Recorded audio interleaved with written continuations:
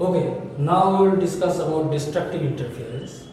So we have seen in your previous class that I average, so the intensity, average intensity is given by I1 plus I2 plus 2 root under I1 I2 and cos phi. So please see my previous class, those who have not seen my previous class, because that is important, because this phi is called angular phase difference, and this phi is equal to, so 2 pi delta x by lambda. So this is actually phi, where delta x is called the path difference and this phi is called the angular phase difference. Okay, so this was the formula that we have derived. So now for destructive interference, what is required is that cos phi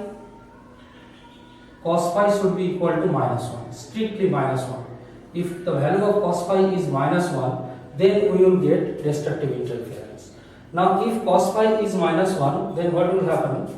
That will be seen later. But what is the condition? First let us see what is the condition.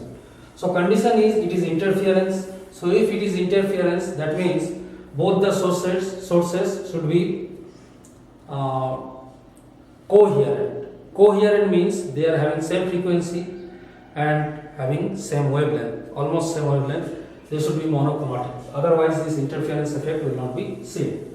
So if cos phi is equal to -1, that means the value of phi should be equal to 2n minus 1 pi. So I am writing minus because there is some reason. You can also write plus, but if you write plus, then you will have some problem when calculating Young's double slit experiment during the calculation of YDSC. So that's why you take minus. So this will give you some facility. Where n equal to, you count n equal to 1, 2, 3 and so on. See, I am not taking 0 here. But in case of constructive interference, you can take 0 because the central maxima is actually bright zone, so you can take n equal to 0. But for destructive interference, you take n equal to 1, start from 1 and use this formula. So what is phi? Phi equal to this thing. So this is 2 pi delta x by lambda. And we can modify this if I take common 2. So this is n minus 1 by 2 and this will be 2 pi. Okay, so again cancel this 2 pi and this 2 pi. So this is delta x.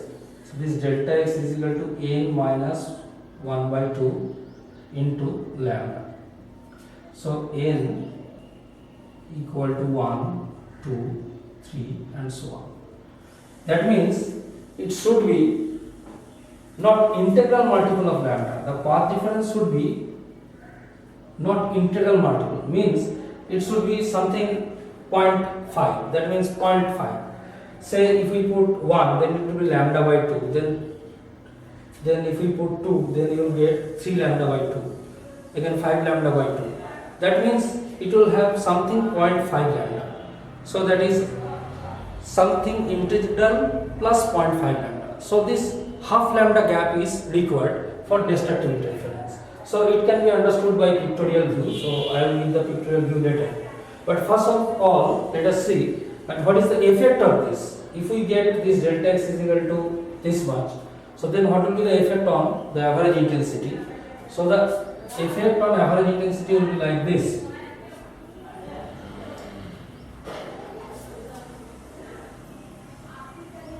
So your cos phi is -1 here. So I average will be I1 plus I2 and this is -2 root under I1 I2 because cos phi is -1.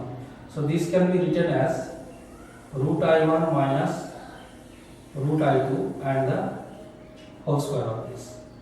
Now as you know that I1 is equal to beta A1 square and I2 is equal to beta A2 square, where beta is equal to epsilon naught C by 2.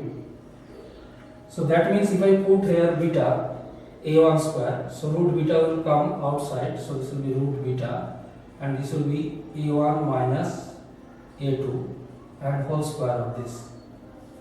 So ultimately you will get beta and A1 minus A2 whole square. So we can say in this case I average, so the final intensity is proportional to A1 minus A2 whole square.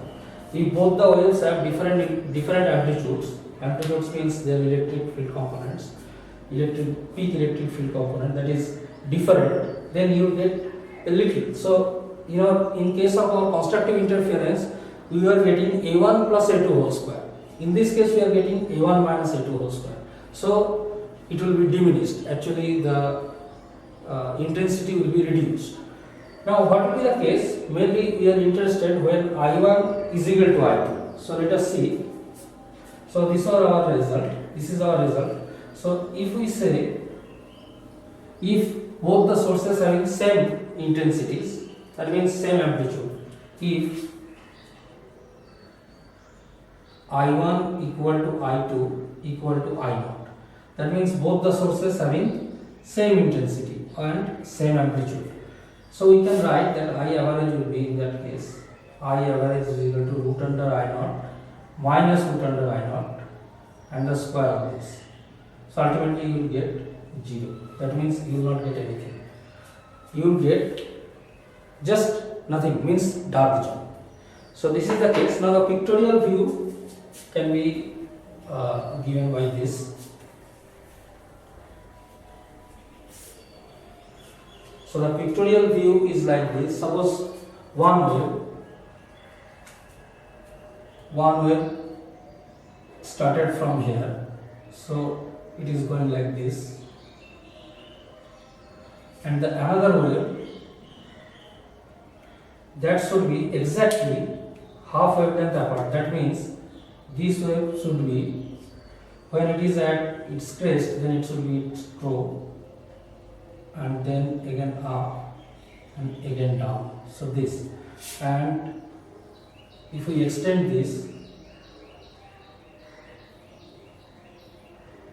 to certain extent, so this much is called the path difference. What is the path difference? Path difference is this much. So this is the path difference, delta x. So after this delta x, suppose your one source is here, another source is here. So this light has to travel this much of extra path. So this is called the path difference. After this, they are superposed. When they are superposed, then we are looking at its crest and its trough, and its trough, its crest. So as a result, you will get the final is nothing. So after superposition, you will get no amplitude. That's why no intensity. So this difference of path, so see, this is 1 lambda and this is 1 lambda by 2. That means this total path is actually 3 lambda by 2. So this should be your path difference. So if this is your path difference, 3 lambda by 2 or say 5 lambda by 2, this is just an example, then you will get this sort of destructive interference. So this is the case of destructive interference.